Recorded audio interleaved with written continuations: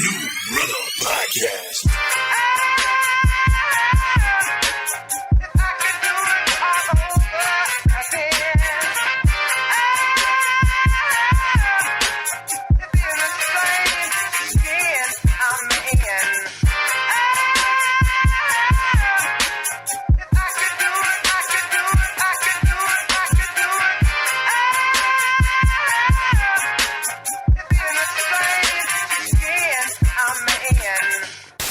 And then I go to 99 cent store like a week before that day.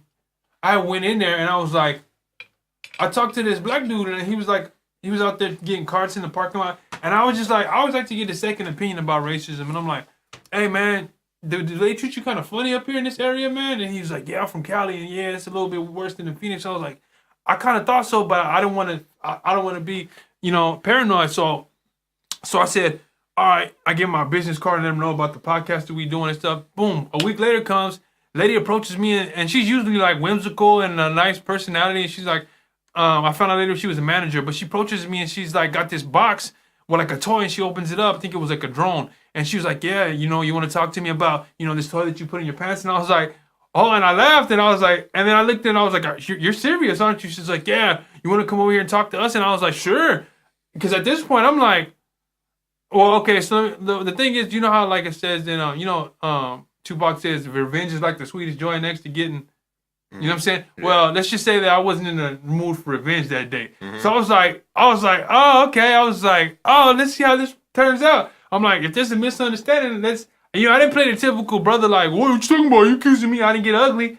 I was just and like, you didn't run. Yeah. You just stayed there and you confronted it. Yeah, so I was like, come on, let's get it done. Let's figure out what we got to figure out so that y'all know. Because one thing I hate about when you're accused of stealing, like, it's like... What was the toys you had? A toy? It was a drone. And now I look back... Where was the drone at?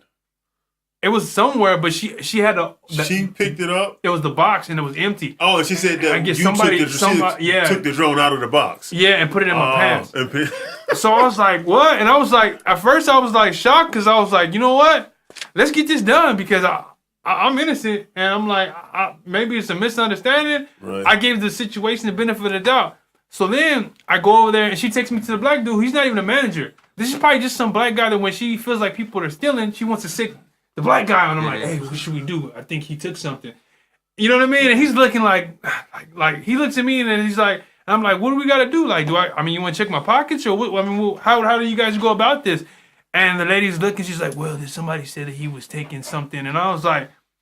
So they didn't have any footage. No, it was just word of mouth. Word of mouth. And then I figured out that the lady who told her was another white lady, and told her, I guess that black dude's over there stealing or taking something. She went and approached me, but she approached me like she seen me do it, right? Mm-hmm. And I was like, I want to do whatever I got to do to prove my innocence. Because I don't want, like, you can lose your wallet right here and go and move. And it's going to cross your mind at least one time that maybe one of us picked it up. Maybe he came up on some hard times. You know what I'm saying? Like, it could be your brother, and you think, like, maybe he got me. You know what I'm saying? So when you accuse somebody of theft, it's always that, maybe he did. It crosses your mind that maybe it was a possibility. Mm-hmm.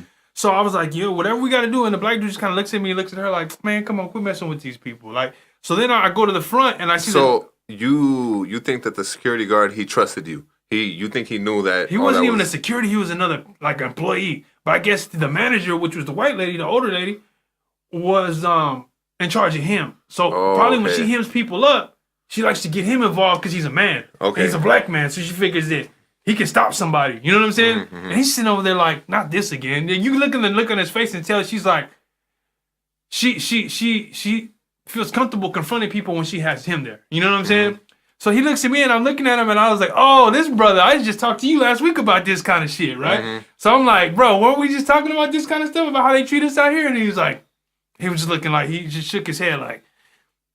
So then I walk away, and then I was just like, then I see the lady who's actually accusing, and she's got like a tie-dye and this white lady too, and I'm like, oh, so you're the one. And she's like, what? No, I didn't say it was you. Like, first she's asking me what, like she didn't know what I was talking about. Then she's like, oh, I didn't say it was you. Now she knows exactly what I'm talking about. And then I'm like, no, because I just got involved in something that I had nothing to do with. And oh no, I didn't tell her it was you. I told her it was the other black guy. I'm like, so now you're just accusing all the black people in the store of stealing. You know what I'm saying? So I was like, And I walked out of there and I was like, I just sat there and I thought about it and I was like, you know what?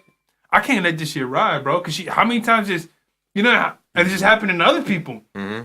So I got a hold of corporate and I called the manager and I let them know what happened. They let me know the lady's name. I get on Facebook. I find out she's posting stuff like, she had a post that talks about like Confederate soldiers' graves, or they were still served in the U.S. military. So if you disrespect their graves, you're still disrespecting the U.S. soldier.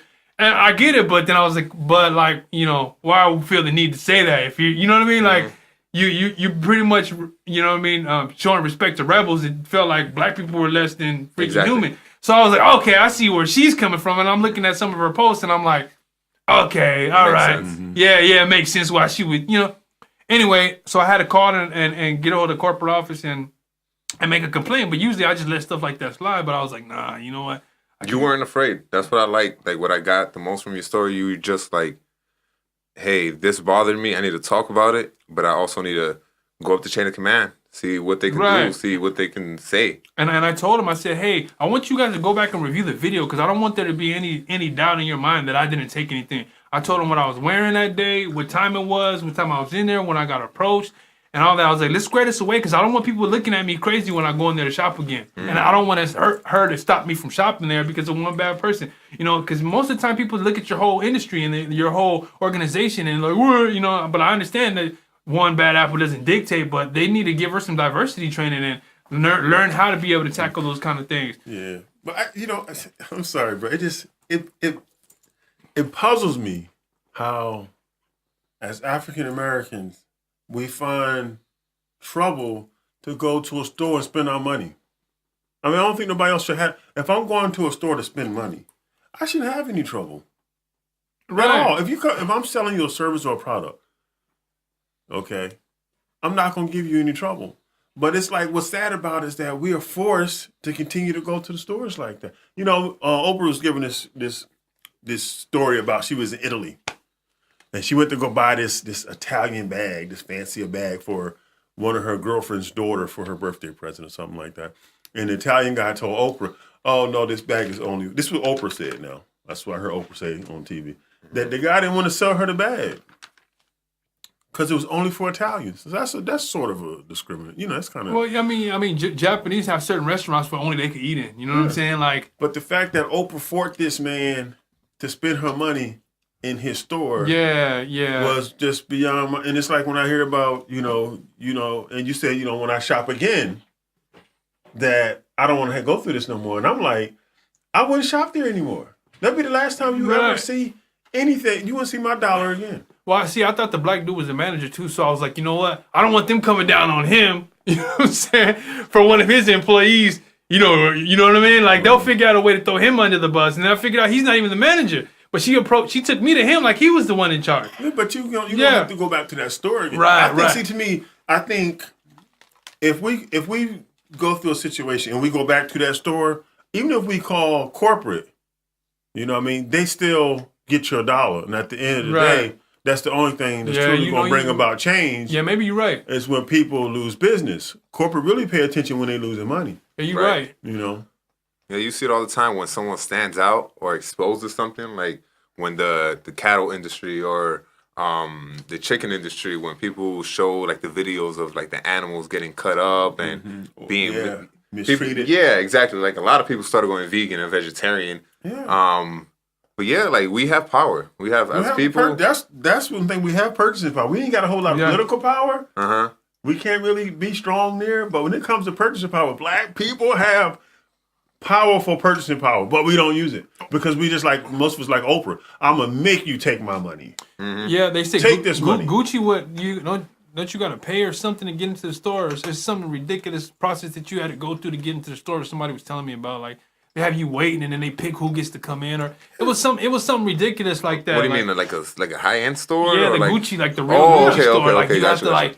they get to pick who comes in. You take a ticket and you gotta wait. Like I'm not, you know what I'm saying? One time I went into the True Religion store in Soho with a friend of mine. I think we had money. Like I'm pretty sure we had maybe like $100 or $200. So we just went into the True Religion store just to browse. It's like midday. No one is there. We're just, high school kids just trying to check it out, see if it's really worth the quality, because they have like little benches and tables that, you could just sit and like look at the quality. So we go in and we grab a pair of jeans, and a lady who just comes out of nowhere, she's like, do you guys have money to pay for that? And I'm just like, what?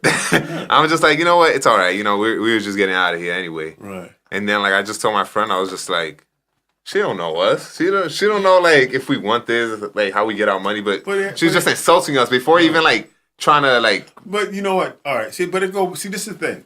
It go both ways. All right. If black people go into a store and they over time they say, all right, out of 10 people that's stealing, 6 or 7 we believe is of the African American, population. Then of course people are going to start thinking, oh God, here we go again. We got to watch those people, they steal. Yeah. But that's why I'm saying, like, we have lost that community where, like, when I grew up, how you behave, it reflected on everybody else. Yeah, you have to whoop that dude's ass. Like, you stealing at the Gucci store again? But we over there buying the stuff because he's selling it for cheap. So that's part of the black market economy, too. So we really can't get mad, like, oh, man, Theo over there, you know what I'm saying, heisting a jacket skin. We like stealing there, we spending our money. It's like we all in one big bubble. Well, you know what I mean? They can't look at you and say, hey, he got money. Right. But if they know you had money, I'm pretty sure they wouldn't treat you like. They think you coming in here to steal from them. Well, you know what I'm trying to say? I noticed that with other black people too. Like when I work some of these high-end apartments and I see like a black person that lives there, he looking at me like I don't belong. Like, man, I pay to get away from niggas like you. You know what I'm saying? Like that. That's like, and I'm like looking like, and we just give each other that look. Like I want to speak, but he be like, man, let's just pretend like this never happened. Like if they see us congregating, man, and they're gonna think I'm one of you guys. And I'm like, but you are one. I mean, but I'm doing security there, so I'm like, and it's just like, they feel like, okay, for instance, there was a black dude playing cards with like 4 white people. The white people was all nice and polite and stuff. I said, how y'all doing this evening? Everything working out? Because I like to give customer service because I do security, but I look around and I say, hey, is all the facilities working nice? If not, I'll document it and I'll let the office know so they can fix whatever. And it was like the black dude was like, yeah, can you turn on that fireplace over there? Or he's the only one that had to request that everybody. It was like he had to show everybody else like I could communicate with him. Yeah, not only that, but it's like I'm in charge of this nigga. Like it was like black cops. Black cops always gotta show like we're all being polite, but I don't gotta be polite because I don't gotta be what's the word, politically correct, because I'm black too, so I don't gotta worry about being like watch this. I can tell him some shit that y'all can't tell me. Right. Like you know what I'm saying? Like that's the vibe that I got. Maybe I was being paranoid. But anyway, real quick, one of the ways that I thought about building black business, and not only that, it's just even interacting. Like sometimes I have problems interacting with other black people because I got my guard up, and it's just through years of being you know what I'm saying, indoctrinated and just seeing like watching. I watch gangster hood movies too. You watch BET, so you think like a brother trying to get you, or you know what I'm saying. We just got negative images for each other, so you don't want to open up and say something, and then next thing you know, you're trying to figure out, hey, you want to buy something, or can I sell you something, or can you got $1? You know what I'm saying? So you just kind of want to. Sometimes you just don't want to be approached. You know what I'm saying? Like, so what I decided was I have to interact with like one black person a day. You know what I'm saying? And just and not only that, just let them know like, hey, bro. Usually, I'm trying to get out of the habit of not talking to other black folks. You know what I'm saying? But so, how was your day? You know what I'm saying? Start documenting interactions. I'm with you on that too, because I had a situation. It was in the library about 2 weeks ago, and it was a table with little black girls. I thought at the time they were 17, 16, but they got louder and louder and louder, right? And then they start using profanity in the library. They're trying to get your attention, right? Well, not my attention. They was just so loud. They were being ghetto. Let's be honest about it. So it got to a point where I said, this is ridiculous. This is the libraries for the public. We're all here to read and study. This is not a place to come and scream. And so one of the girls said something about, this lady had something to like, she had these big titties. But I heard the word titties like loud. And I said to myself, this is ridiculous. I said, Akeem, this is the problem with our community. We don't say anything. We scared. Because I'm thinking if I go over there, the mom going to come out. Somebody going to blow up. Or the little girl's going to be like, mind your business, old man, and keep walking, So, but I said, we can't continue doing this, man. So I went over to him, and I said to the little girl, I said, excuse me, young lady. I said, but this is the library. I said, we have to bring it down a little bit. We all here to read and study. I said, I'm on the other side of the library, and I can't even hear myself think. And so the other two little girls said, okay, no problem. One little smart ass one, she going corny, she called me corny, right? And I was like, but that was cool. That was cool because I that was fun. That made me smile, made me laugh, and you know what? They stopped talking so loud, and I was so proud of that. But the thing is, I'm saying, it was your approach. The approach, and also we can't just let this behavior continue, man. We scared to talk to each other, like you saying. Yeah. We to a point now we don't even want to talk. We scared to talk to each other. Right. We scared something gonna pop off.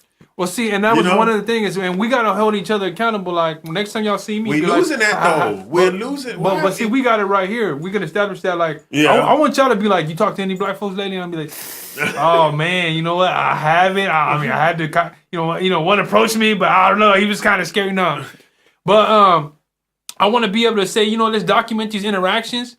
Even one day, establish an app to do it. But anyway, like document the ones that stood out and what you liked about them, what you didn't like about them. How that'd be interesting. You know what I'm saying? Like and we should, like from now to the next time we talk to at least 3 black, or at least one a day, and then talk about your experience. What was it like? Did they open up? Did they like act like they didn't hear you? Right. It was because I seen a brother today in Fry's, and he looked a little. I'm not going to count him because he looked a little off. But he was looking at me. He was sitting in the chair by the Starbucks and on Fry's on 51st Avenue and Baseline. And so I said, hey, brother, how you doing? And he looked at me. So I said, well, how you doing, brother? And so I said, well, he looks crazy. So I'm not going to hold him accountable, okay? Because he looked a little like he was crazy. But the thing is, when we don't get positive response, not only from talking to people, but period, it's just human nature. When you do something and you don't get a positive response, you don't want to do it no more. Right, yeah, because you but think about that. That should not be with black people. We don't get positive response from one another. Can you imagine where we be 100 years now if we continue this shit now that we doing 100 years from now? But you know what? There's like two kind of black people. Like, well, okay. I was thinking about this the other day. You got like niggas that kill niggas, and they like to be around niggas because they want an opportunity to kill niggas. And then you got the niggas that feel like they better than other niggas. You know what I'm saying? And then like we like somewhere in the middle. You know what I'm saying? So you got like your thug. So that was the thing is like, okay, so I feel like you either got the niggas that's like, oh, you niggas. And then you got the niggas that's like ghetto down in the street, like they don't mind like selling dope and killing. You know what I'm saying? Like they got to interact with you because they trying to get over on you type. You know what I'm saying? Like, so they like to be, you know what I mean? They like to devour other, you know what I mean? They like the taste of black people. You know what I want us to get rid of, like on a serious level, those World Star videos, when people are fighting? Yeah, I feel like they're so like corny and outdated. Like, why do we gotta keep sharing them? Like, why do we seek so much entertainment and drama and fights? But you know why? Because black people will beat the hell out of each other. There's some white boy that put your ass in the armbar and now, I was watching this video, okay, where the white dude was playing basketball with the black dude, right? Mm-hmm. I'm going for the white dude because at this point, he just being verbal. They talking basketball shit back and forth. Mm-hmm. And I'm seeing the brother, he took it there. He swung on dude. So I'm like, I can't condone violence when it was just verbal. So I really can't be like, well, I'm going to go for the black dude just because he's black. I'm going with the non-violent dude at this point. Right? The guy who was right. The guy who was right. Exactly. So that's one thing about, like, even when I watch UFC, I like strikers. If it's a white striker versus a black wrestler, I'm gonna go with the white striker because I like to see people stand and trade. I'm like, man, nigga, don't take him down. Right. You know what I'm saying? So, see the fight, yeah. Yeah. So anyway, I'm watching the white dude, and the white dude's like, okay, the black dude is like, he throwing him, and you can tell the white dude is trained like in some Jiu Jitsu or something. So he gets down to the ground, he's avoiding like taking any major damage, and finally he gets like this knee bar. And he looks at the black dude and goes, I'll snap your shit, you'll never play basketball again. Oh, yeah, I saw that video. And the black dude is like, after that, he realized, like, damn, the severity of the situation. Mm-hmm. Now, me and another black dude, had I had him in that situation, I don't think I would have been able to restrain long enough to tell him, like, I'm about to break your shit. Mm-hmm. He would have had to figure that out after his knee was freaking inverted. You know what I'm saying? But he like, even though the dude swung first, he still let him know, like, you want to continue and have your shit broke, or you want to give up? Right. I'm giving you the opportunity. I respected that. You know what I'm saying? So that's one of the things I was telling somebody about. Hey, these white kids is learning MMA while you trying to learn how to Dougie and shit. You trying to learn the new latest dances, shaking your little ass, and these people learn how to kill your ass. You know what I'm saying? Yeah. So Yeah, and I seen that too. A couple of videos. I said you see a white cat and a black cat get ready to square up, and you be like, oh shit. And there's something about I don't know what it is about like when Mike Tyson fight a white dude. It's like, oh shit. Yeah. Boxing, I typically go with the black dude because it's a hand. But it adds a little more excitement. It's another element of excitement. For some reason, boxing kind of makes you racist. You know what I'm saying? Yeah. MMA is a little bit different because we could turn on boxing right now. It could be a dude your color and a dude another color. You're gonna want to go with the guy that's closer to your complexion. Mm-hmm. That's just what it is. Even if you don't follow boxing, you like. But then you'll see the black guy talking shit, and then he start getting his ass whooped, and it's like, dude. If you know what I'm saying, if you're not prepared to fight, why even put yourself in that predicament? Because you know what it is like. I mean, I see that because like Conor McGregor does that. He gets in your head first. A lot of it, like Muhammad Ali, you can win a fight before it starts if you can talk the right. But you know what I'm saying. But Muhammad Ali can back it up. Yeah, that's what I'm saying. Like if you can back it up. But okay. So going back to what I was saying about the interactions. Another way I think you can start buying black is by once a week. Try buying from a black business.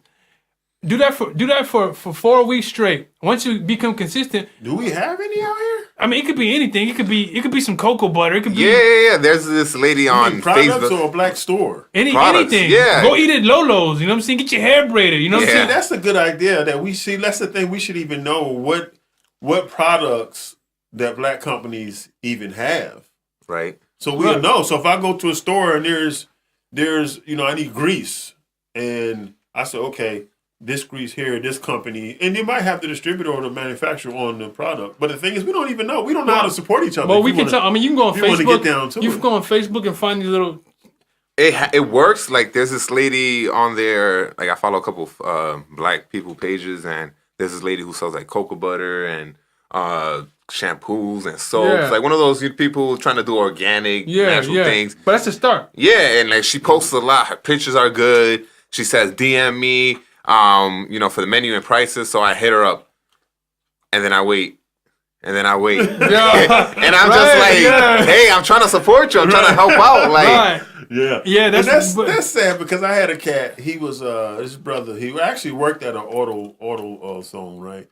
And so he said, hey, I work on. I was asked, you ask questions about how what's good for this and what's good for that, and the guy said, well, I work on cars. So I said, all right, you my man, So, the first time he come over, right, he's supposed to show up about 3, 3:30 in the afternoon. Brother show up about 7:38. It's dark out. Now I got to hold a flashlight for his ass to work on my car. So I see, that's my peeps, I'm going to work with them.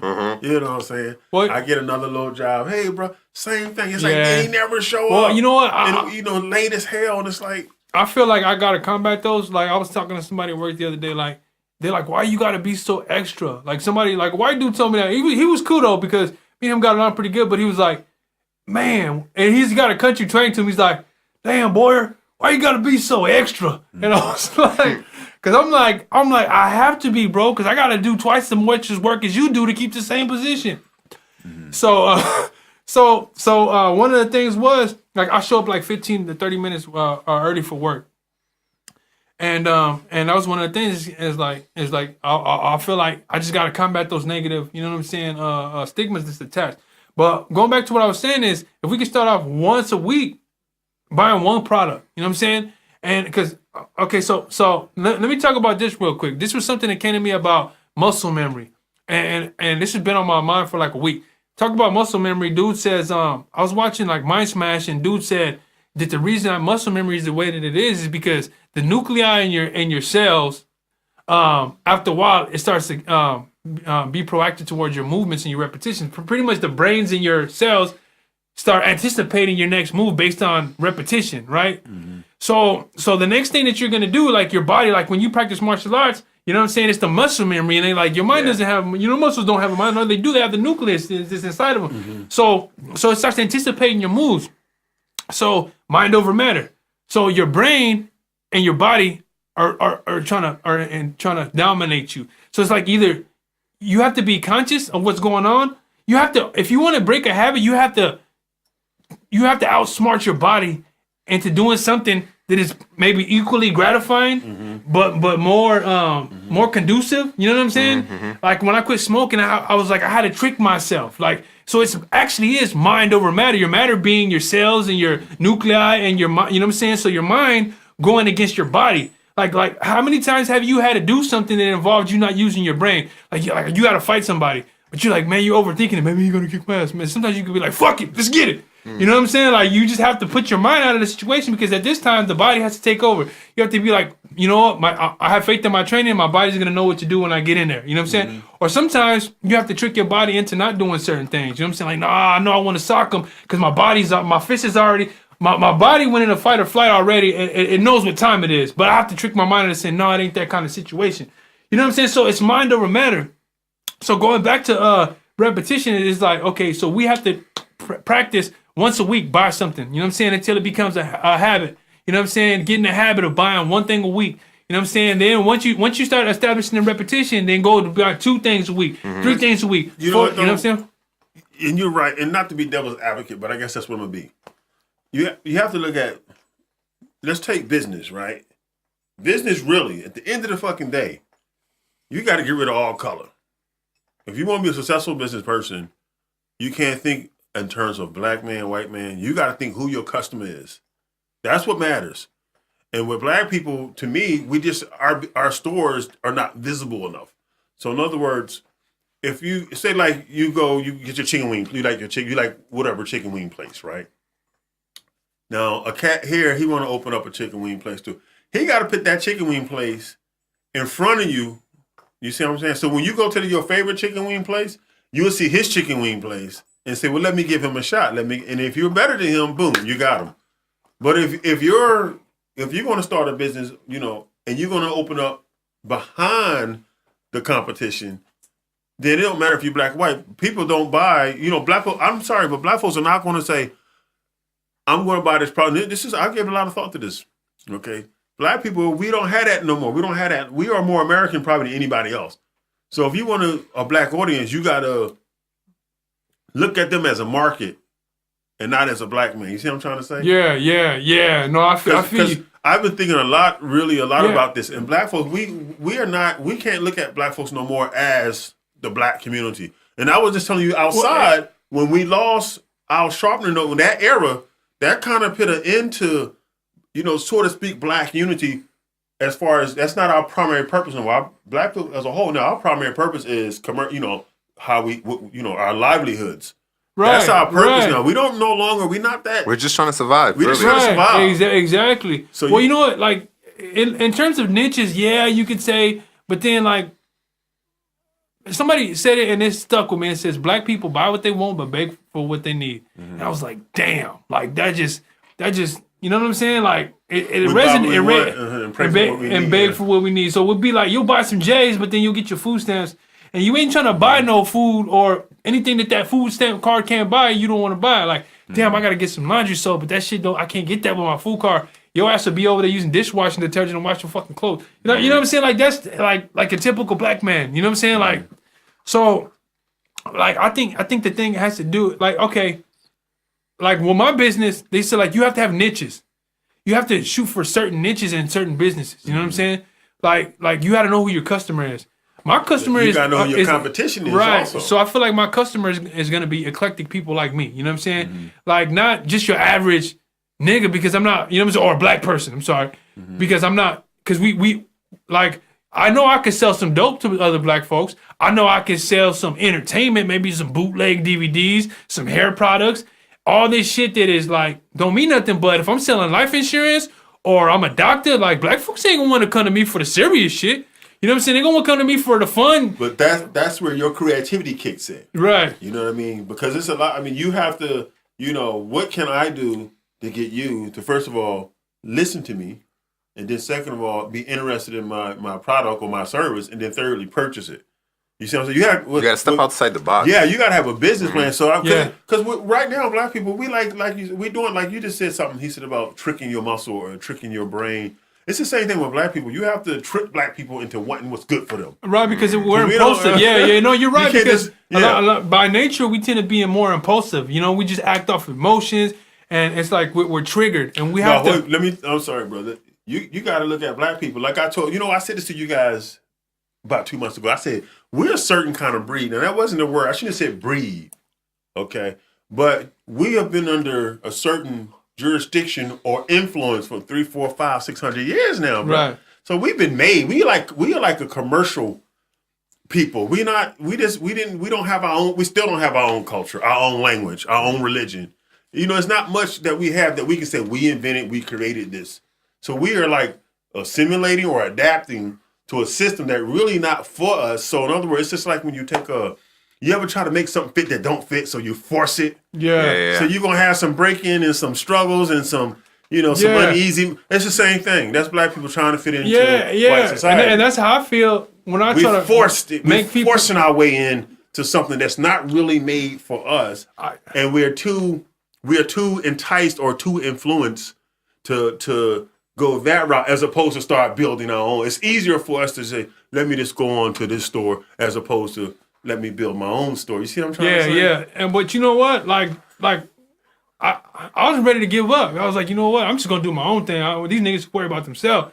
But then, like, when you know what I'm saying, I met y'all, and I was like, okay, there are other brothers out there that are like-minded to think on. You know what I'm saying? Because it's like ultimately, I look at most black folks like children. You know what I'm saying? That's what that's the way I look at it. Children, it's like, you know what? I know. It's like. I might feel some type of way, but I still love you. You know what I'm saying? Like I might not like you, but I still love you. You know what I'm saying? Right. So that's I have to, you know what? Take a deep breath and say, you know what? Like you know what I'm saying? You gotta have patience. You know what I'm saying? These ain't gonna happen overnight. It ain't happen overnight, but we have patience and we really sit down.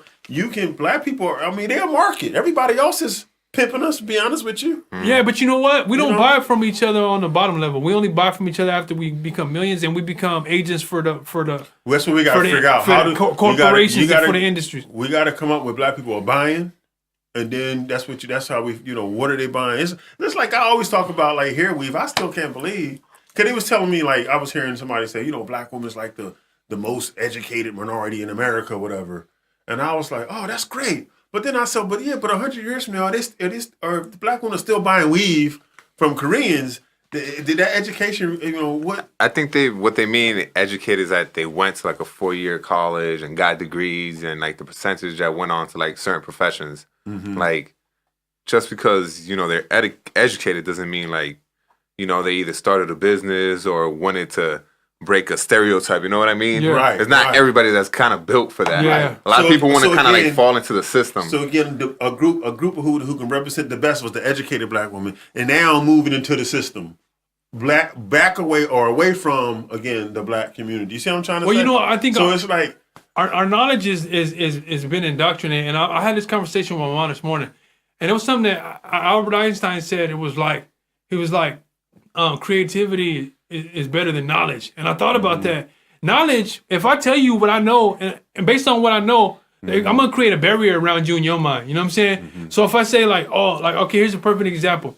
This one cook was talking about how they told him that he couldn't make jelly out of pineapple because there was like a the consistency of it. Yeah, there was like not amino acid. I can't think of the word right now, but it didn't allow for the consistency. It didn't bond right. Mm-hmm. And he's like, oh yeah? Based off their knowledge, they told him he couldn't make jelly out of but his creativity was like, no, we're going to figure out how to make it. And then he was like, boom, pineapple jelly. Mm-hmm. And they were like, how'd you do that? So sometimes people's knowledge will keep you in a barrier based off of what they know. When your creativity is going to leave you limitless. You know what I'm saying? So I'm starting to experience that, like, to where I'm like, you know what? As long as I'm not, when I'm by myself and I'm like in my creative zone, I realize how limitless I really am. You know what I'm saying? Because I don't have no naysayers telling me what I can't do or using knowledge to put me in a box based off of the known realm, what everybody else has already done, have already achieved. I always say this: what's the difference between a pioneer and a settler? The pioneer is the one with the vision, and the settler's got to follow suit because he couldn't see tomorrow, next week. Yeah, you know what I'm saying? Exactly. Okay. So I think that's what we got to do is we have to remove those barriers of knowledge of what somebody else has already known, because somebody had to be creative enough to go out there and figure out that knowledge. You know what I'm saying? Like somebody had to go out there. Like once upon a time, the known was unknown, but it took somebody's creativity to go out there and obtain that knowledge. So when I sit there and I think about, damn, the possibilities are really endless for me. But it's when I get around people and they ground me. Like a lot of times I'm not even living in the day. I'm living in next week. Everything I'm doing is a muscle memory. Like I'm at work, I'm checking doors, and I'm doing all this other stuff. But I'm living in tomorrow. What am I gonna do? What I gotta do for my business? I gotta buy tags for these shirts. I gotta print this. How much money I gotta buy a printer? I'm living in the future and figuring out. You know what I'm saying? So, cause I feel like I'm a pioneer. I have a vision, and most of these people are sellers. So a pioneer can't tell a seller his vision because he ain't gonna see it. Cause he's a seller. He used to follow him behind what everybody else do. And if it ain't been done yet, then he ain't gonna believe you doing it. You know what I'm saying? That's a society. Like you just explained it. Like perfectly. Yeah, when you're dealing with masses of people, that's what you're going to get. Yeah, there's There's going to be a few leaders and there's a lot of followers. Right. So, but here's the thing too. Like we all leaders up in here, right? Mm-hmm. But what we got to do is we have to be able to understand that I don't want to be in charge. You know what I'm saying? Like I you know what I'm saying? Why don't you want to be in charge? Because like it's easy to cut the head off an organization and destroy it and leave everybody in disarray. Look at the gangs of Chicago. You know what I'm saying? They got rid of the OGs or whatever, sent them to jail. And then now you got the youngsters killing each other. They don't know who their allies are. None of that. Look at, Saddam Hussein. He controlled all of ISIS and all of them. And there was it was chaos, but it was an orderly chaos. It was, you know what I'm saying? So here's the thing that I noticed about doing like security is people don't respect the order until you give them a little bit of chaos. Now, people thought Saddam Hussein was chaos until that was a sense of order. Once they got rid of him, then they got to see the real chaos. You know what I'm saying? Well, see, that's what I was saying earlier about strong leadership in the black community. I think the strongest, from what I can see, is Al Sharpton and Jesse Jackson. They were the people that could get people out. You know what I mean? And could have people marching by the thousands. Mm-hmm. Now, when they destroyed them and that's another black folk. It's like we always tend to help other people destroy our leaders. You know what I mean? Because they started. I think Al Sharpton did good up until that point where they called him out with that Tawana Brawley story. Remember that? Y'all remember that? Y'all too young for that. No. Too young.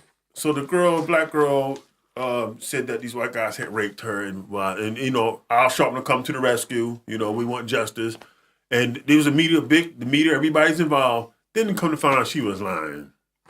Her stepfather told her if you don't have your ass in the house at a certain time, this is the story I got anyway, that you ain't coming back here. So when she come home late, the father wouldn't open the door for her. So to get back in the house, she come up with this scheme.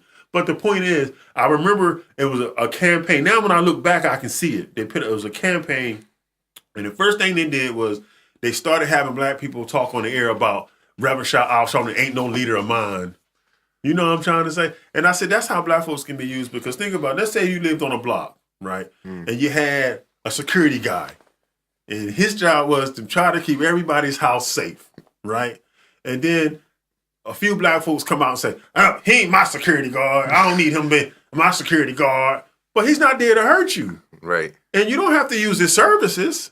But for the most part, he's somebody that's going to blow the whistle when he sees something wrong.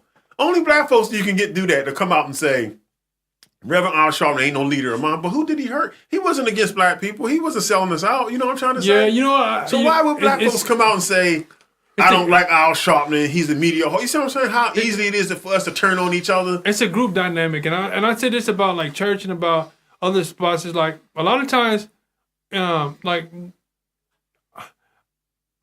just got to leave stuff alone. Like a lot of times when you, like, I'm to the point now where I don't try as hard to try to reach certain people. I just be like, hey man, here's what it is. Here's some bread. If you want to come eat, this is where it's at. I'm not finna come cater every event of yours. Like, this is what the bread is. You gonna have to have some effort. You know what I'm saying, to come and get it. So I put stuff out there and I say, look, homie, this is an opportunity. If you can't see the opportunity, you ain't gonna understand the depth of what I'm doing for you. You know what I'm saying? So then maybe it's best that you don't take it. You know what I'm saying? Because, you know what I mean? We just gotta be creative. Like you said, we have to be creative, but it's just, But like, it's just the point. It's like, where do you get to the point where you like, but we also have to be patient, like creating something, but giving it time. Things take time. Things don't just happen overnight. That's what's up. That's what's going to happen. It's like, you know what? And some dude told me this one time, man. And it made a lot of sense. And I was like, when I started getting into the Bible and stuff like that, and I was judging this dude because he was old, he was old crackhead and stuff like that. I mean, I like the dude. We used to have nice conversations and stuff. But he was at work, and one of the things he said was like, I was like, man, I'm tired of doing shit for people, bro. And he was like, you read the Bible, right? And I'm like, yeah. And I didn't expect him to know nothing about it. Like, he's like, yeah, I read it a little bit while I was in the joint. He's like, remember that story about the Good Samaritan? He's like, what was the moral of that story? I was like, yeah, I know the dude needed help and the dude helped him. He's like, no. He's like, that man was on his way somewhere. He seen somebody on the side of the road and he needed his help. So what did he do? He took the man, he threw him on the back of his horse, and he took him down to a hotel that was on the side of the road. He gave him to the innkeeper and said, here's a couple of dollars, hold on to this, or take care of him, give him what he needs. When I come back to, I'll pay you, right? And then he went on about his business. He's like, the moral of that story is he helped that man that was on his path. But he didn't go out of his way to help that man, because that man would have took him off of his path. So it's like, you got to know that you can help people that's on your path, but don't go out of your way, because they're going to distract you from what you need to achieve. You know what I'm saying? I was like, damn. So that made a lot of sense. I got to realize, like, is this person on my path? Is the trajectory the same as mine? Are we headed in the same? Like, if I like this person, are they gonna be part of the movement? They're gonna move forward. You know what I'm saying? Or is just is he gonna be more of a hindrance to my growth than I am helping him? You see, it's easier for a dirty dog to make a clean dog dirty than it is to make you know what I'm saying? For a clean dog to make a dirty dog clean. You feel me? So you gotta weigh it. You know what I'm saying? Is this worth the risk? The risk and reward. Is the risk of dealing with this person worth the reward? You feel me? Yeah, and that goes into the dynamics of, you know, who we are as a people. And again, you gotta deal with our history, man. It's kind of like, you know, our gears are in reverse as a race. That's how I look at us. Our gears are, you know, we're supposed to move forward. You see what I'm saying? And I always tell people, you know, 100 years from now, are we still going to be in the same boat that we're in now as a whole? Yeah, because we ain't doing nothing different. I go on social media and I can't even, like, I know I'm not going to get down 5 posts before I see somebody talking about oral sex. You know what I'm saying, about somebody, some twerking video, and I'm like, damn, and I want to give up, because I'm like, damn. But that's by design too. That's the thing. That's another topic, but that's by design. These things that we're, and black folks are responsible for it. I think I'm starting to see past blaming other people, or particularly, you know, white people or the government. Because I think about, like, in the 60s, when you hear black folks talk about, oh, the government came and said, you know, we can't give you a welfare check if the man is in the house, right? Right. All right. So let's say the man did do that. But that mean I can't be a father? That mean I can't live around the corner from my kid? Yo, you tell me, black men, that's black man excuse in the 60s, where the man said we can't live in the house or our girls don't get the check. All right. He never said you can't be a father. Mm-hmm. Well, he never said you had to move out of town. He didn't say go find another woman and shack up and have more kids. But I mean, it's just stupid how every excuse that we can come up in the book not to, you know, take care of our children and our women, we tend to still have the same excuses today. Well, you think about it, like the Rothschilds and all of the Carnegies and you know, all them people, they know that if they destroy they know how strong a family dynamic is. If your kids, if you was able to raise them up for your family business since they was babies, you know, now they'd be like, well, you know what, that's child labor laws and you can't have it. Something about 8 hours. They understand that if you at work for 8 hours, your kid at school for 8 hours, you're going to have 8 hours to sleep. If you look at your life right now, you only have about 4 hours a day to yourself. And not only that, okay, 8 hours of work, all right? Let's say 2 hours of commute, going home and going back. So what is that? Mm-hmm. That's what, 12 hours, right? Mm-hmm. Then you go to sleep for another 8 hours. Mm-hmm. So what's that? That's 20 hours right there, right? Mm-hmm. Well, that's actually 18. 18, okay, so that's 18 hours. So now you got 6. What you gonna do? You gonna eat? You gonna eat for like an hour or two? You know what I'm saying? You gotta take a bath. We gotta take advantage of the time we have. Right. We can't be wasting time. Right. So you got, and then you gonna get a social. We can make more time for ourselves. See, the thing is, we always, like I said, black people, we always working hard to be part of somebody else's program. So somebody else's program say you gotta work 60 hours a week. All right, I got this house, I got these kids. All right, that's what I'm gonna do. As to me, I'm like, well, shit, I think we ought to just work maybe 3-4 days a week, you know, and then the rest of the time we got to be, you know, figure out what we want to do, what direction we want to move the next generation. So do you think longer hours per day, or do you think shorter hours per day and shorter amount during the week? I say longer hours a day. I was working three 12-hour shifts, which was 32. Yeah. And I had 4 days off, and I loved it. Because I'm the type of person, but you know, it depends on your personality. I'm the type, if I wake up, I'm there to grind for while I'm there. Right. like don't have me come in for no 6 hours. You know what I'm saying? When I like don't give me my days off broken into one day here. Like give me my 2 days because I'm gonna work hard and I'm gonna chill hard on my 2 days. You feel me? I know it's like crazy because society is very powerful. I mean, they got everything in order to keep us working and struggling. But me personally, you should even teach your kids to even think about working for somebody else. Right. That's what I'm trying to teach my little niece. We should be ingrained from the cradle to use your own vision to seek employment for yourself. But we too busy like killing people's dreams and telling them like finding. You know what I'm saying? Like. Instead of taking the things that somebody is talented at and nurturing those, we want to tell them how, hey, that's not the real world. You gotta suppress it. Yeah, you can't make money doing that. Yeah, my dad told me I couldn't make money doing music, and then when I was doing them shows, I was sending money home, just little checks home, just to show them. You know what I'm saying? Like, yeah, I thought I couldn't make money doing this. So that was my little, you know what I'm saying? That was my little thing. But you know what? My dad did the same to me about my football dream. He told me this, but this was good and bad for me. My father said, I said, Dad, I want to play football. You know, because when I seen the Eagles play the Cowboys on Thanksgiving, I was like 5 or 6 years old. I was like, that's it. That's what I want to do with my life. And my father, oh, son, you can't play no football. You ain't big enough. You ain't big enough. I'm only 6 years old, you know. But, you know, he's thinking, hey, you know, you're not big enough. You don't have to. So he showed me, Go ahead. But he showed me this picture with this dude, this big ass. This brother was like, I don't know, 6'4". He was like 200. I mean, just all muscle. You know, he had muscles up. I mean, just an awesome cat. And my father says, he said, this is a football player.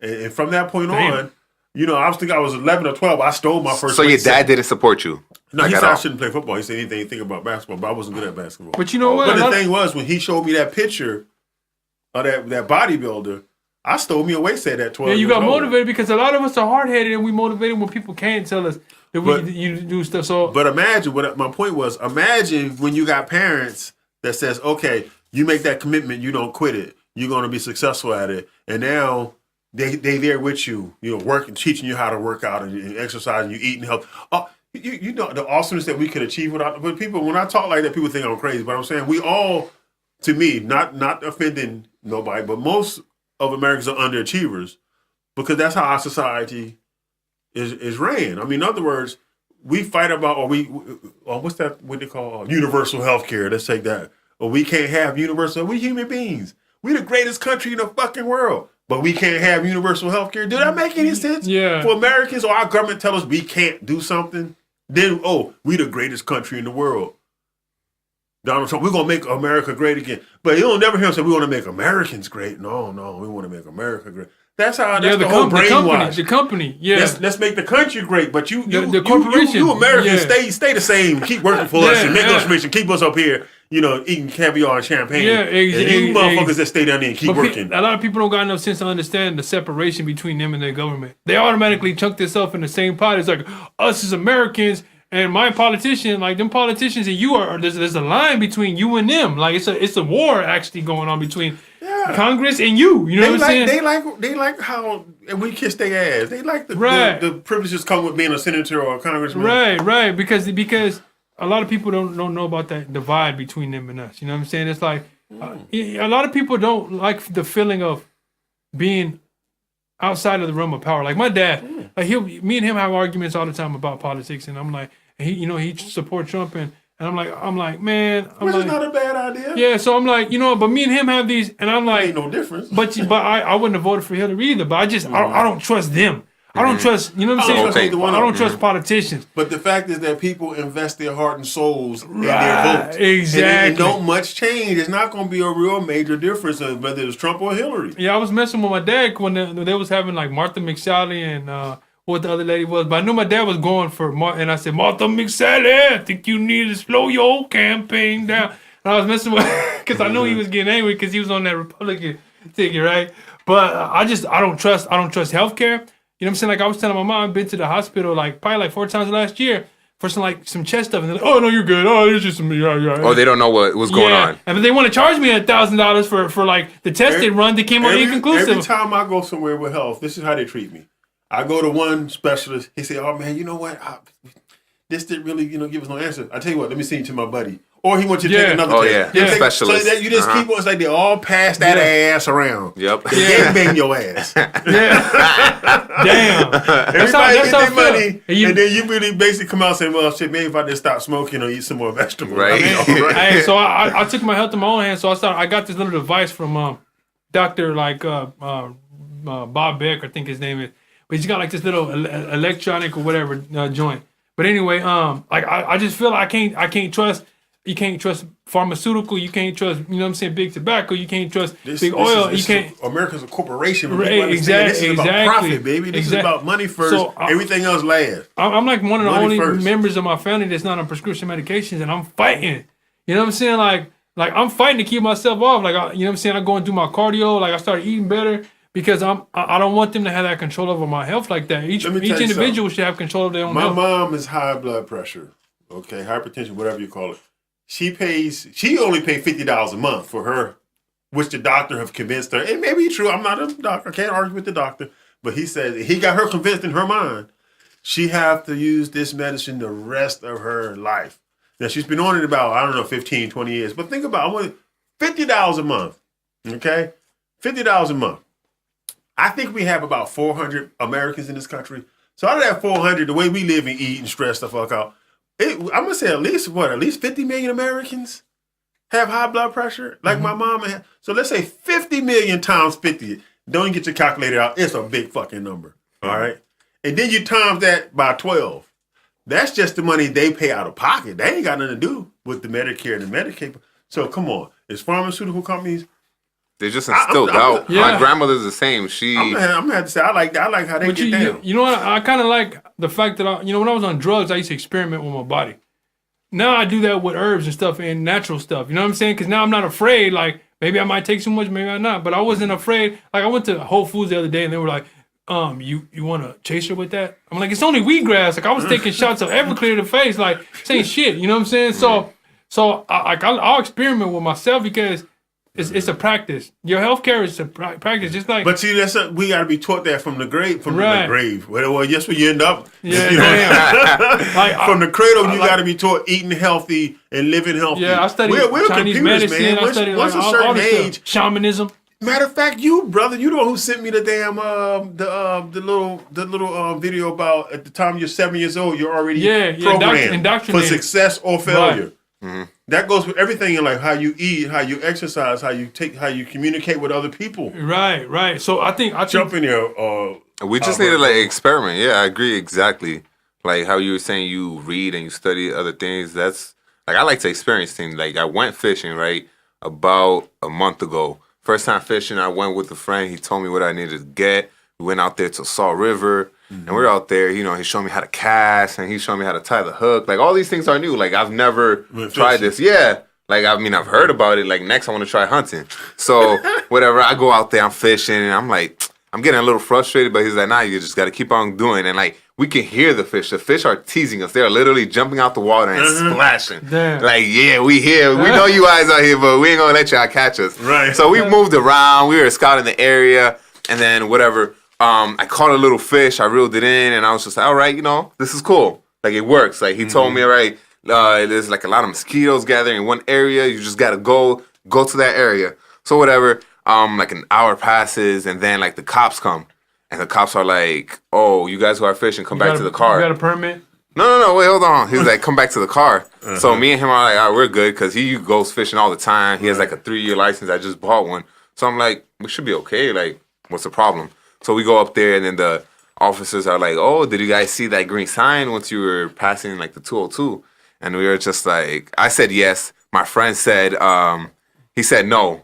And then I was just like, okay, he's white. Let me just let him do the talking. Let me just shut up because he could probably handle the situation better. So the officer just, like, looks at him. They start talking, and then he's like, oh, did you guys catch anything? He's trying to, like, build a little relationship with us. And I'm just like, man, just get to the point already. Like, why you, like, bothering us or stopping us? He was like, oh, well, this is the tribal land. So we're just, you guys could get a ticket if you're not members of the tribe.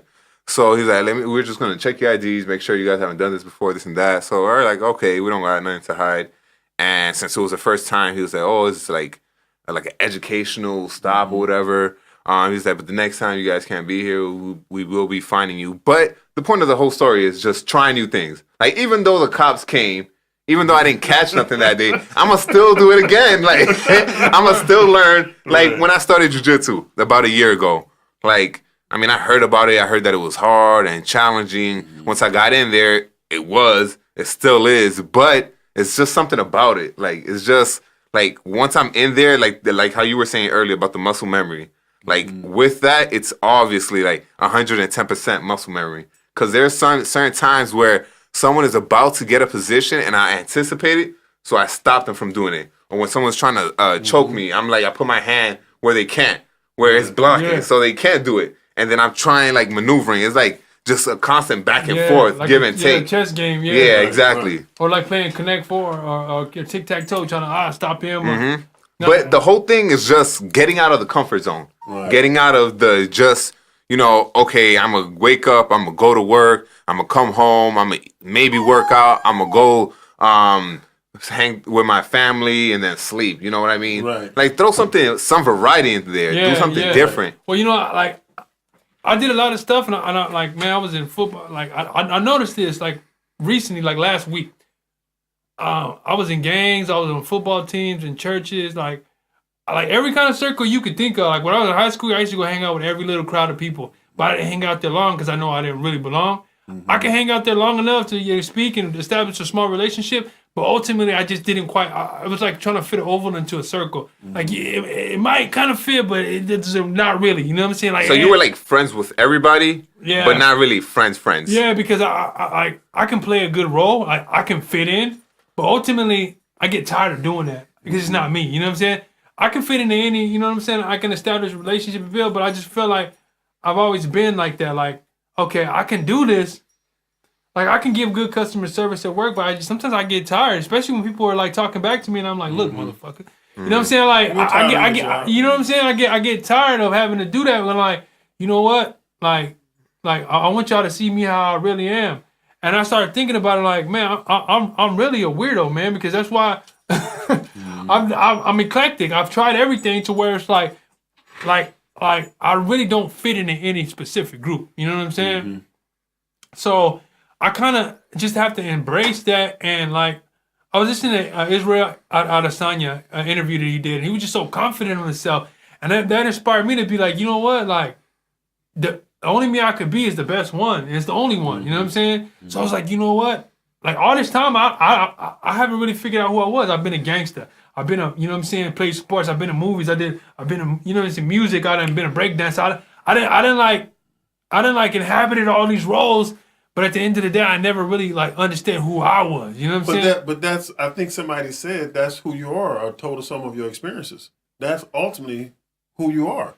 Right. We need to have experiences. We need to get out there. We need to see the world. See, when I was a kid, I grew up in Philadelphia, so I was coming from the inner city, right? And then my mom and dad broke up, and I got to go down north. I mean, that was the most beautiful thing that happened to me. It was sad that my parents broke up, but I got a chance to go to North Carolina where people spoke to you. That was just people fed you. In Philadelphia, when my friend was about to eat, his mom said, "Hey, all right, you guys, come on in the house, Johnny. It's time for your friends to go."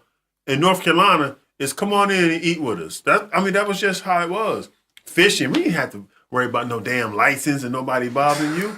You could go to people. I mean, we had a doctor that lived across the street from us in the country, and we would knock on his door. If he wasn't home, we'd go to his backyard and fish. He'd come on home, he'd wave, and that'd be it. Damn, I mean, I'm just saying that was what's up. Now you got to have a license or a permit. Well, you know, the city is like that too. I noticed in the country things are more free flowing. Like, we used to ride our bikes till it was dark. Like, my parents, they didn't know. They knew the vicinity where you were at, but you ride your bike and go 5 miles away. North Carolina, do you know, we would wake up in the morning and we had to go around the neighborhood, look for our bikes because we forgot where we left them. But where we left them, that's where they were. Yeah. In Philadelphia, you leave your bike on your porch. Matter of fact, my cousin was on the bike, and these cats beat her up and took the bike from her. I had a Diamondback that my uncle lent to me, and I was under the impression that he was like, you know what? You know, somebody lend something to you till it becomes yours. Well, I think my uncle's funny like that. Like, so anyway, the bike got stolen on the south side. I think I left I was in some apartments. I parked it downstairs. And you high, you go up there, and I must have forgot. And I'm smoking. I was, oh shit, the bike. And I looked down, it was gone. I was looking everywhere trying to find that bike. I couldn't find it. So my uncle had it in his mind that I had sold the bike for some drugs or something. It's like, and that's the worst part about when you get accused of something like that. It's like you can never really prove that it didn't happen to that. Because in that person's negative mind, or they image of you that you was a drug addict. Like, man, I mean, people don't really... sell stuff like that with weed, like that was the habit that I had at the time, and people would smoke with you. You know what I'm saying? Like back in the day, it was some bullshit going down, but it was like brothers had that connection with each other, right? And we had a common sense too. We had common sense. These kids, do you know I see young folks smoking at gas stations? Like, it's a common thing now. Smoking a fucking cigarette. That's what they do. And then when you tell them, like I'll tell them, hey man, you can blow everybody up. They didn't see Zoolander or what? I don't know, but it's like, and most of them really don't even know. That's the thing. Like one cat gave me attitude. He walked away with the cigarette with a mean, like a mean look on his face, like, I'm just going to walk away because I don't want to deal with you. But most of the kids will say, well, why? I said, because you can blow it. You can really? They don't even know that you can blow up the fucking gas station. Tyrone, you got to walk up like Tyrone. That was what we had, common sense. Yeah. These kids don't have it now. Well, we got to establish that. And here's the beautiful thing is we got a brother like you that understands that knows all the ways. We got young brothers like Alberto. You know what I'm saying? They can. He's still in that generation to where he can pass that on and use that knowledge. And then the people can respect it because they see somebody that's their age and he's making moves. You know what I'm saying? Mm-hmm. And then so I think we have a nice dynamic here to where we can build off of that. You know what I'm saying? Because everything that we're looking for is right here. You know what I'm saying? Like it's right here. So that's why I haven't given up, because I understand that there's a couple other brothers out there that haven't given up. You know what I'm saying? Kids, man. I think about black kids, like my son. Now my son is so American, man. That's my fault. I failed him. Damn. I failed him. You know what I mean? He like white girls. It's coming out. You know what I'm saying? And so, but let me tell you a story with my son the other day.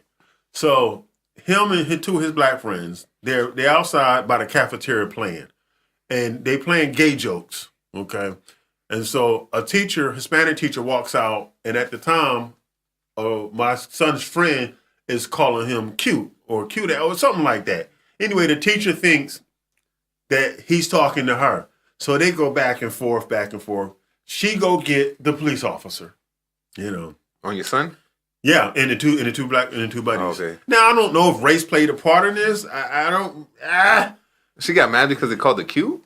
No, he called my son cute, but she think the boys will talk. She's a teacher, but that would be out of line. I mean, you can't call a teacher cute. But it's just a compliment. See, that's just but I don't know if it's criminal. When she went and got the police officer to me, it's the rape whistle, man. Everybody want to blow the rape whistle. Right. But so she go get the cop. All right, the cop talks to my kids, or the boys, my son is one of them, and he talks to her. Then my son says the cop accused him of doing it. Basically, the cop saying, well, I think you guys did it. So then they go get the vice president, principal. Then they have a discussion. And then it goes to the principal. And the principal says, no, let it go. Which happened to be a black lady. Okay, let's put a high five for that. Okay. But the point I'm making is, this is senior year in high school. He could have been looking at a sexual harassment charge, man. And didn't even say it. Even though it was his friend, he was in that group. So you see how quick a young man's life can be altered? And he don't even know how that little, just like that, your life can be altered. See, this is where our young kids, especially minority kids, are going to have to start thinking. Isn't there a statistic that says that a black man's supposed to go to jail or be dead by 25, something like that? An old Greek guy told me when I was about 28 years old. Yeah, I was about 28 years old. He told me, I said, hey, his name was Harry. And he wasn't all there. I used to have to watch out for him. He used to smoke weed with me. He had to be like a 60, 70-year-old, 65-year-old, 70-year-old Greek guy. Mm-hmm. I think he was a Greek, yeah. And it's Harry, and Harry was like, he would take these pills and stuff, and like me and the homie used to get him for his volumes or whatever. Well, not me personally, but the homie would get him and be like, here. Mm-hmm. Anyway, just when you thought Harry wasn't all there, he would call your ass out on some shit. Mm-hmm. So he was like, we've been taking all my fucking pills. So anyway, I was there with Harry one day, and he spit some wisdom on me. I was like, man, I just don't want to get locked up. He's like, how old are you? And I'm like, man, I'm 28 years old. He's like, if you ain't go to prison by the time you're 30, you're good. So pretty much he's like, all the dumb shit you're gonna do is probably gonna be in your 20s. Like after you get to 30, lucky. But let me finish this up real quick. So what I tried to teach my son was, and notice I said it started here, then it went to the cop, then it went to the vice principal, then it went. So what I told my son, I said, what happened? I said, I knew what happened when you told me because I've been there. Okay, what happened was it's the way you guys got into the argument with the teacher. Right. Then it escalated to the cop. Then it escalated, and that's what the average. What I said before, I said a lot of times when we get in a situation with a police officer, a situation happened, and then how we respond, the cop and the person responds after that is you get escalation if somebody's hurt. We can't afford to be right all the time. So I told my son, get that right and wrong. That's exactly what I told him. I said, get right and wrong out of your head. Society don't always work on right and wrong. I said, you guys felt that you was right, and you probably were right. So you argued with her. And when you argue with her, you challenge her authority and her womanhood.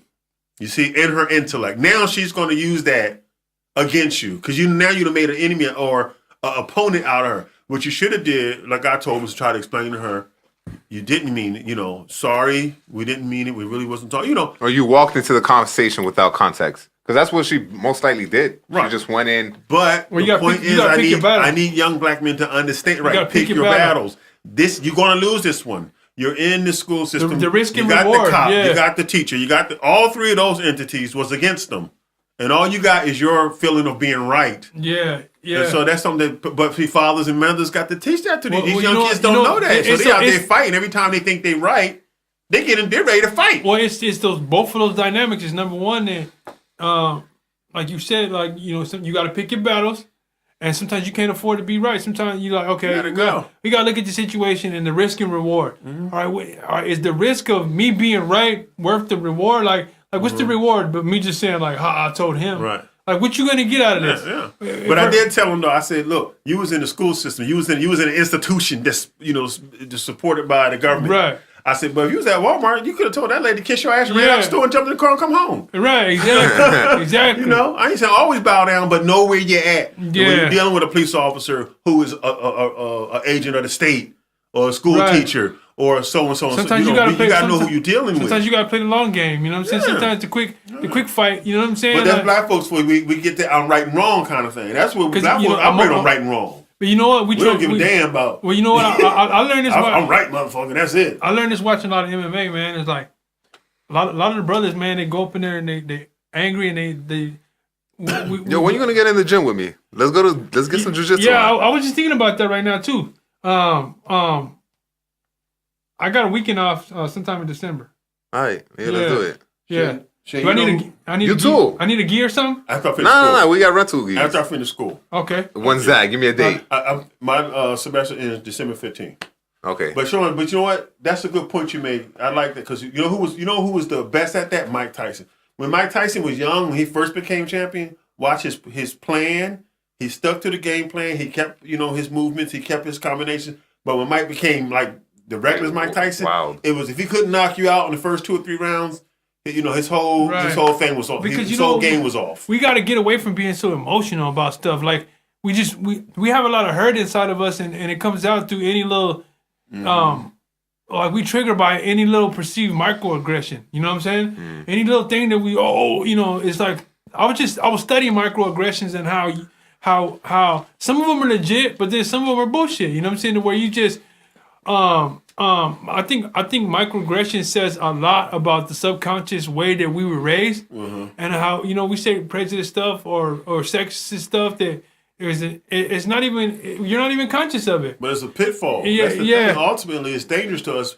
It is, but emotional. But to all people though, what we have to do is learn how to make each other conscious of these microaggressions without getting aggressive ourselves, and saying, look, man. I know you didn't realize this when you said it because if you're like people try to say they're not racist.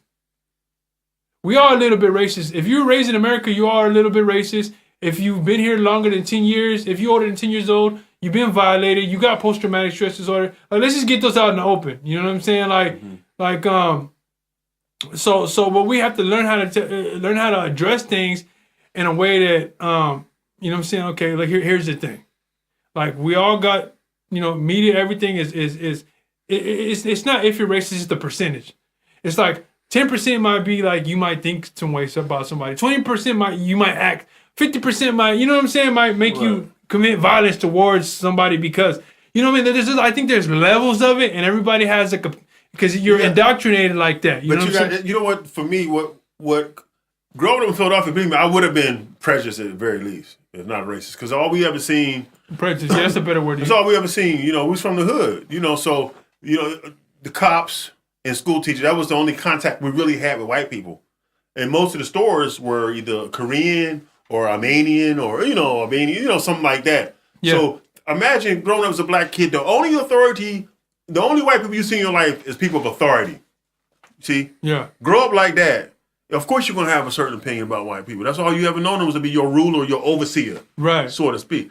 When I went to North Carolina, I went to school with white kids, sat next to white kids.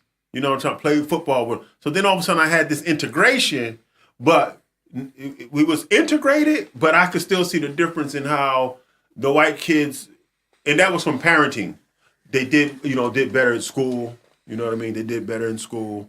With the black kids, a few of us was doing good in school, but we struggled a little more. Not that we wasn't any smarter than they were. It's just that their parents, pretty much installed in them the value of education more so than black. So I seen that. I didn't see that in the hood. I would have thought it was just them against us. But then in the South, I started seeing, well, damn, these kids are a little smarter because their parents are up here at the PTO meetings a little more often. Yeah. You see what I'm trying to say? Yeah. So in middle school, I went to a small school and it was in the hood, but I mean, a lot of parents went to parent-teacher night, but I still feel like some of the students just either wanted to disrespect their parents or just wanted to they were in that age of puberty, so they kind of wanted to act out. Yeah. So many of them could have been smart. Many of probably could have had great talent. I remember I had one friend. School, I believe a good father. Yeah, he keep your ass. I feel like when you see black parents, it's always when they gotta be angry. It's always when they gotta snatch their kid out, or they gotta go yell at a teacher or a principal. I've never seen white folks fight with teachers. Right. I've always seen black mothers up there fighting with teachers. I think what we gotta do is I try to establish ways to communicate people that's gonna eliminate. Like I used to tell my pops, sometimes we gotta agree to disagree with each other sometimes, and just say, hey, look, we're not feeling the same. You're not just. I'm not gonna dominate you, but I'm not gonna allow myself to be dominated either by your decisions or by your perspective. So going back to what I was saying about is understanding microaggressions. It's look, bro, I know you don't understand this, man, but you don't come into a black man's house and you go in the fridge. You know what I'm saying? Right. Or you don't this is our customs. I'm not angry with you because I know that these are things that you've been taught, and it's not like racism is a taught decision. I've had many white people say.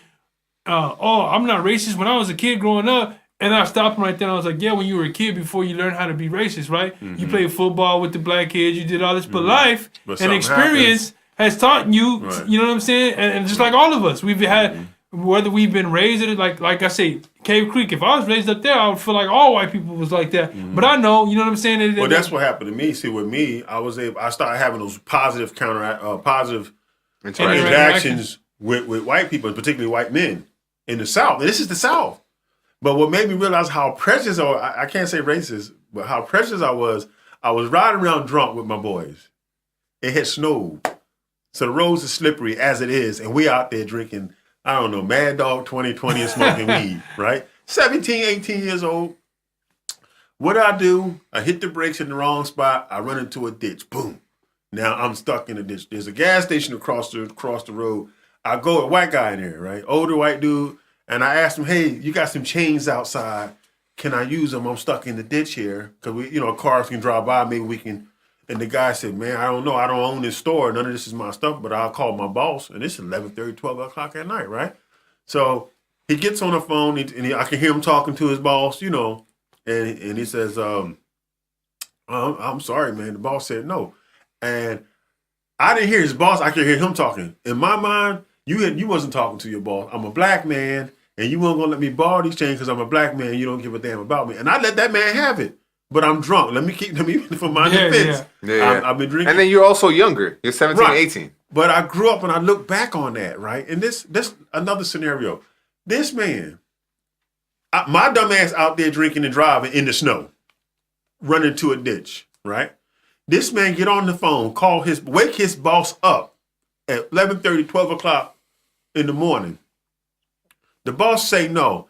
I cuss him out, accusing him of being racist. That's a nigga for you. Yeah. That's a nigga. You understand what I'm trying to say? Yeah. Because I should have said, "Well, thank you, sir. I appreciate it anyway," and walked on and went somewhere else. But you know what? It's kind of a way that we're taught to perceive things, and it's a victim.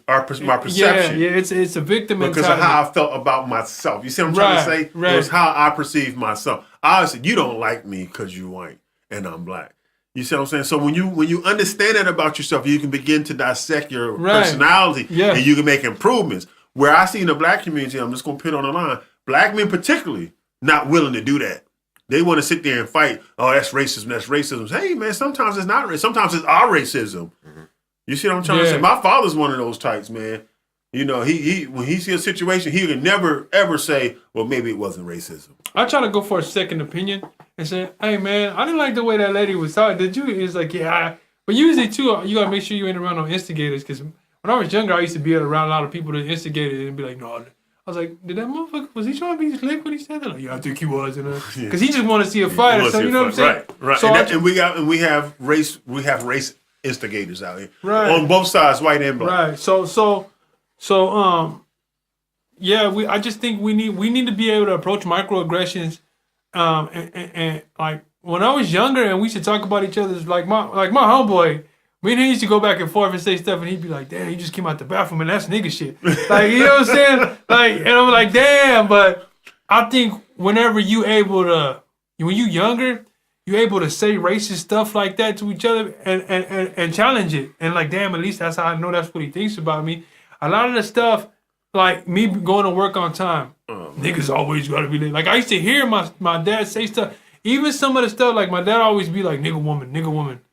And I'm saying, and I don't want to say it affected me, but I think it did. It affected my perception towards black women to a certain extent. Right, it did. You know what I'm saying? I love my mama to death, but I always felt like when it's repeated, something goes over. You see it over and over. You hear it over and over. You begin to believe it becomes part of you. Right. You know what's funny, because I have white friends, right? And I always try to tell them we can't really truly be friends unless we scared, unless we can be honest with each other, right, and talk about race, right. And then finally, I have my white friend.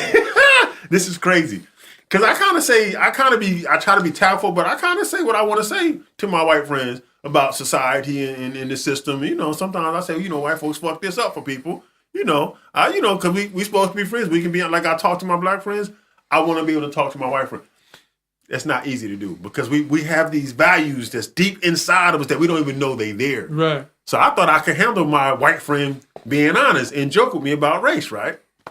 So I know I said a lot of shit to him. So finally, he decides to joke with me on a racial tip, right? And I got offended. I was hurt. But I didn't want to let him know that. But it was because I told, hey, man, look, we're going to be friends, goddammit, let's be men. So this is the joke he says, though, right? So he says, we're talking about gun control, right? And he says, man, I don't know why I even bought an AR-15? That's a gun, right? Yeah. He said, I don't know why I even bought my AR-15. He said, I don't use it for nothing. I only shot it once. He said, it's really a waste of money. He said, it's only good for killing black people. Damn. Right? But that wasn't even like a good joke, because like but wait a minute, cops use 9mm. They don't really. But the thing was, if you had said that, it was only good. He didn't say. If you had said, man, I'm gonna get rid of this Glock. It's only good for killing niggas. I ain't gonna kill a nigga in 2 weeks. It wouldn't have made nothing to me. I would have never batted a fucking eye. But then this is my white friend now, okay? But when he said that shit stung and said like, I think when you go from 0 to life, you know what I'm saying? 0 to like lives. But the point, Shane. The point is that deep down inside, if a white guy says it hurts or it's mean. If my black friend says it, then it means nothing. That's because you know why? That's prejudice. Because you know why? That we don't even know we have. Because I feel like he's in a position where he could die just like you. He can get shot by the AR-15 just like you. That's why I think it's like. But what the point was, why did it hurt me though? Why did it sting? I think he was speaking to you from a position that you felt like was down to you. Because you know what I'm saying, like he was speaking at you from an elevated position to where you couldn't fight back the same. You felt belittled by that statement because I see what you're saying, but you know what I think it was from? I think it was from all the years of seeing white men or white cops, particularly, shoot black people. Right. You see what I'm trying to say? That's a touchy subject. Like it's a touchy you could talk about watermelon or pimping or something stupid. That's more whimsical. But when you talk about like life ending and you know we getting killed, that's a soft spot. How we have to dissect who we are as people before we can move forward and go into the world and represent the best of ourselves. Yeah, because to me, I would have got offended because you talking about black men losing their lives, and that's some shit. No, this is a joke. But what I'm saying is, me and my kids and my family, that's the reality that we face every time we step outside. But at the same time, I joke with him and tell him, you know, it wasn't for fucking white people, this would be a happy planet.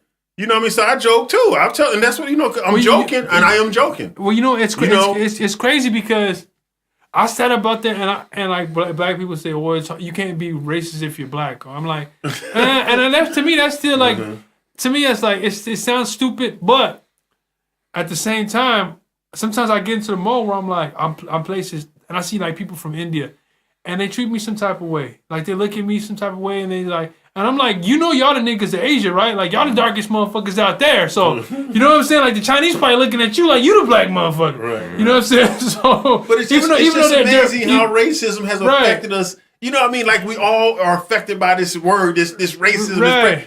It's so deep inside of us, man. You know what happened the other day? I'm just shocked that I didn't think that because that's it's a joke. Like he really kills people. I mean, come on. Yeah, no, it's a touchy subject when it's still happening. But racism and prejudice and all that shit is so ingrained, so deep in all of us that it's like I'm you know, on one hand we got to thank God that we ain't had no race war since what you call the Black Wall Street. Black Wall Street, yeah. How have we pulled that off?